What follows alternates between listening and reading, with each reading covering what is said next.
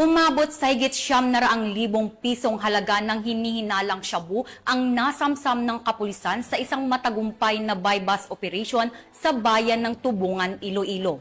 Yan ang tinutukan ni Patrolwoman Lynette Sablon. Isang high-value drug personality ang naaresto sa isang matagumpay na buy-bust operation kontra iligal na droga na isinagawa ng Regional Police Drug Enforcement Unit 6 sa pagkikipagtulungan ng Tubungan Municipal Police Station, PDEGSO OU6 at PDEU Iloilo Provincial Police Office sa Barangay Ingay, Sitio Lacadon, Tubungan, Iloilo. Dito lamang kadurugtao ng Hunyo, taong kasalukuyan. Kinilala ang suspect na si Alex Gerald, 42 taong gulang, binata, at residente ng Sitio Lacadon, Tubungan, Iloilo.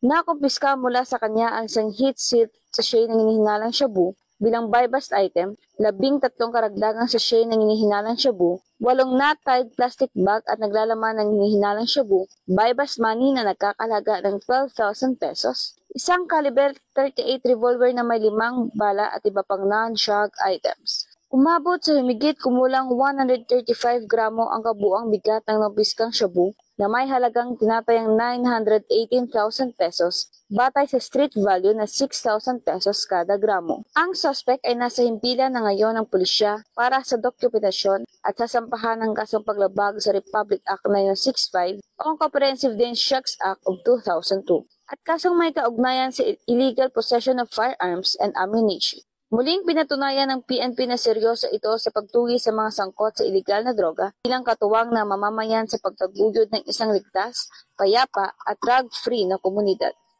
Mula rito sa Western Visayas, ako niyang PNN correspondent, Patrolwoman Lynette Sablon, alagad ng batas, tagataguyod ng Balitang Pulis.